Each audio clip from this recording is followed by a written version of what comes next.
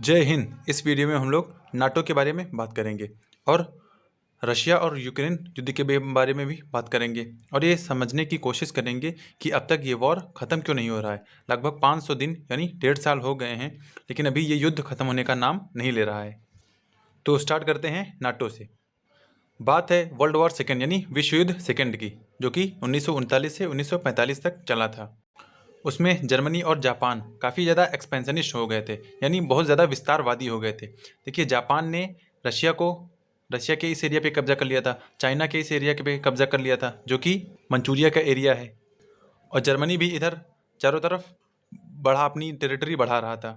तो world war second में Germany, Japan और इटली एक तरफ थे, और वेस्टर्न कंट्रीज यानी अमेरिका वाली, जो कि अमेरिका हो गई, यूके यानी ब्रिटेन या इंग्लैंड हो गई, और रशिया हो गई, जर्मनी फ्रांस, ये सब एक तरफ थे।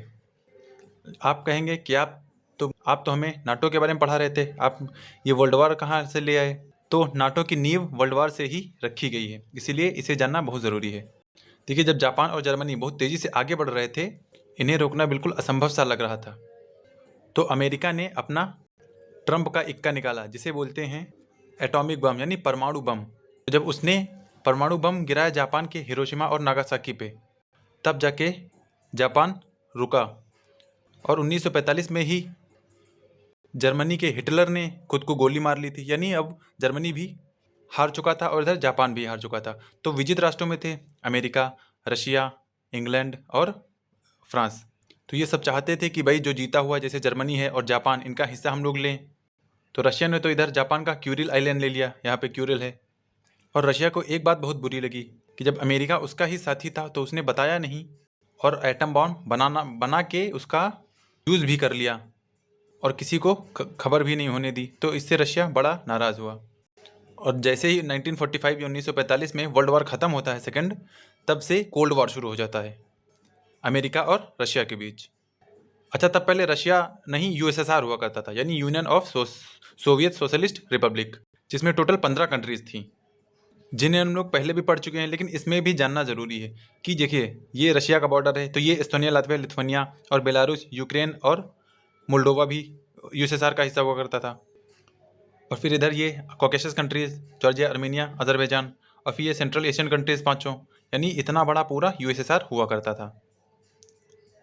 तो यूएसएसआर ने सोचा कि उसके पास इतना बड़ा एरिया है तो वो भी एक्सपेंस यानी विस्तार करे और दूसरे की लैंड को कब्जा करे। तो यूएसएसआर इधर वेस्ट में बढ़ रहा था।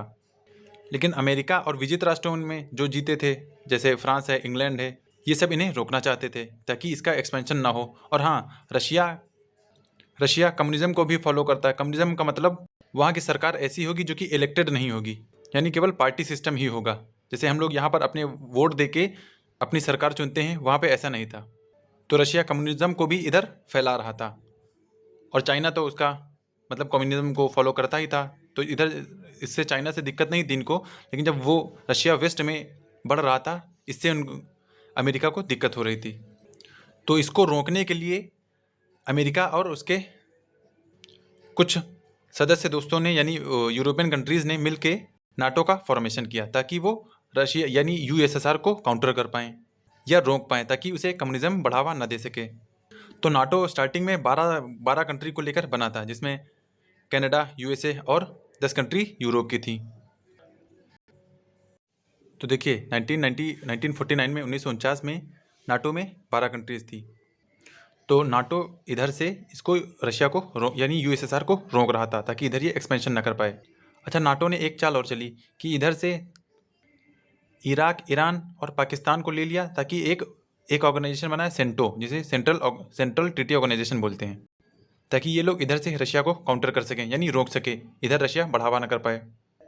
और साउथ ईस्ट एशिया से उसने सीटो बनाया, यानी South East Asia Treaty Organization, और ये सब इधर रशिया को रोक रही थी ताकि ये बढ़ ना पाए। तो इधर से भी रशिया को रोका जा रहा था, इधर से भी रशिया को रोका जा रहा था, और इधर से भी रशिया को ये नाटो रोक रहा था, इधर सेंटो रोक रहा था और इधर सीटो रोक रहा था। अच्छा, नाटो के इतना खतरनाक क्यों माना जाता है? वैसे ये एक मिलिट्री ऑर्गेनाइजेशन है, और इसमें टोटल 14 आर्टिकल हैं। तो इसका आर्टिकल नंबर 5 कहता है कि नाटो में जितने मेंबर हैं, अगर उस पर किसी दूसरी कंट्री ने अटैक कर दिया, तो वो जितने भी नाटो के मेंबर हैं वो सारे उस पर हमला करेंगे। यानी हमला किसी एक देश पे होगा नाटो मेंबर पे, और हमला वो सारी मिल के करेंगे। इसीलिए ये बहुत ज़्यादा खतरनाक है और ये रशिया को काउंटर करने के लिए ही बनाया गया है, ताकि अगर रशिया किसी भी नाटो मेंबर पे हमला करता है तो सारों नाटो मेंबर उस पर काउंटर अटैक करेंगे। अच्छा, अगर अमेरिका और उसके सहयोगी देशों ने नाटो बनाया तो रशिया यानी यूएसएसआर भी पीछे नहीं रहा, तो उसने भी वार्सा पैक्ट यानी वार्सा ट्रीटी ऑर्गेनाइजेशन बनाया, जिसमें उस टाइम का पूरा यूएसएसआर था और इधर की 4-5 कंट्रीज थी। तो 1955 में ये वार्सा पैक्ट बना था और नाटो बना था 1949 में। धीरे धीरे नाटो का एक्सपेंशन यानी नाटो बढ़ने लगा। नाटो 12 कंट्रीज से अब तक तो टोटल 31 मेंबर कंट्रीज हैं, जिसमें लास्ट एडेड जो है ये फिनलैंड है।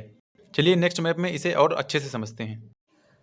ये देखिए, ये सब यूएसएसआर की कंट्रीज़ हैं, यानी ये पहले रशिया यूएसएसआर का हिस्सा हुआ करती थी और अभी ये सब कंट्रीज़ नाटो की मेंबर हैं।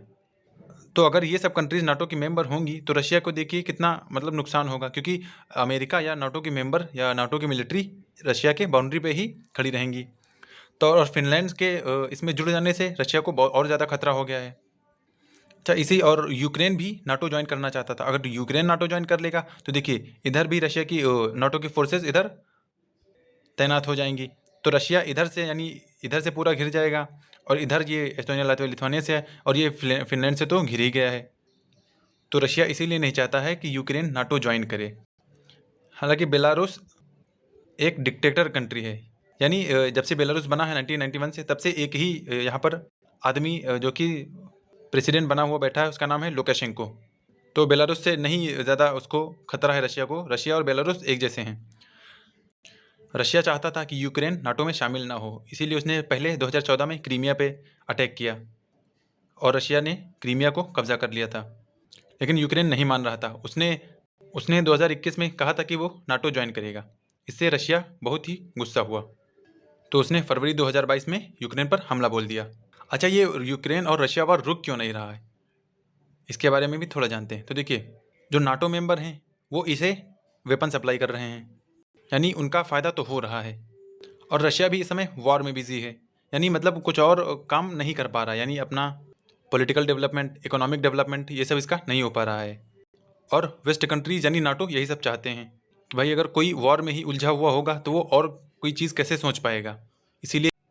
इसीलिए ये वॉर भी नहीं रुक रहा है। लेकिन इससे रशिया को बहुत ज़्यादा नुकसान है, क्योंकि जितना ज़्यादा ये वॉर में इन्वॉल्व रहेगा उतना ही वो पीछे होता जाएगा, क्योंकि और सभी कंट्रीज़ तो ग्रो कर ही रही हैं। अच्छा, अब नाटो प्लस भी बना रहा है, यानी नाटो को और एक्सपेंड कर रहा है। इसमें देखते हैं। देखिए, नाटो तो है ही, अब इसमें टोटल 31 मेंबर हैं और नाटो प्लस में इधर साउथ कोरिया है और ये जापान है, इधर ऑस्ट्रेलिया, इधर न्यूजीलैंड और इधर बीच में मिडिल ईस्ट कंट्री इजराइल है। यानी नाटो प्लस में टोटल 5 कंट्रीज़ हैं और नाटो में टोटल 31 यानी 31 कंट्री हैं। और लास्ट एडेड ये है फिनलैंड, जो कि रशिया का ही पड़ोसी देश है।